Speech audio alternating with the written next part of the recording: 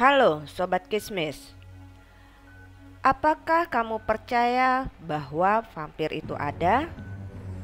Seperti diperlihatkan di dalam film, vampir adalah jenis makhluk mengerikan dengan taring yang panjang yang biasanya digunakan untuk menghisap darah makhluk hidup lain seperti hewan atau manusia. Selama ini kita hanya melihat sosok vampir di film saja. Bahkan ada yang membuatnya menjadi film vampir bertema romantis yang tidak lagi menyeramkan. Tetapi di beberapa daerah, vampir ini adalah makhluk legenda yang kabarnya nyata, bukan isapan jempol atau cerita belaka. Inilah vampir-vampir yang kabarnya pernah menampakkan diri di sekitar kita. Sebelum kita melanjutkan video ini, jangan lupa untuk klik tombol like, subscribe, dan aktifkan tombol lonceng notifikasinya agar kalian tidak ketinggalan cerita misteri dari channel Kismis.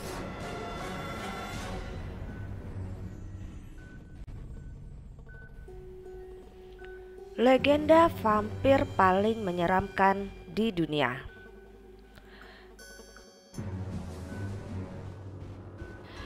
Vampir Kali Canzaro adalah sosok vampir yang dianggap paling menyeramkan. Konon ia adalah setan penghisap darah paling kejam yang hanya akan muncul ke dunia selama 12 malam saat malam Natal tiba. Fakta paling menyeramkan dari Kali Canzaro ini, ia akan menghisap seluruh darah di dalam tubuh manusia hingga tetes terakhir. Bahkan katanya ia juga akan memakan nyawanya. Ada juga yang mengatakan jika makhluk legenda Yunani ini terlahir dalam wujud bayi dan tiba-tiba berubah menjadi setan dan memakan manusia. Penanggalan merupakan makhluk vampir wanita yang juga salah satu vampir terseram di dunia. Penanggalan berwujud seperti wanita di siang hari dan beraktivitas seperti biasa sehingga tidak menimbulkan kecurigaan pada orang-orang di sekitarnya. Tetapi di malam hari, kepalanya akan terbang meninggalkan tubuhnya untuk menghisap darah korbannya. Di malam hari, wujudnya sangat seram. Hanya kepala dan organ tubuhnya saja yang melayang-layang. Di Indonesia sendiri, makhluk ini sering disebut dengan nama kuyang.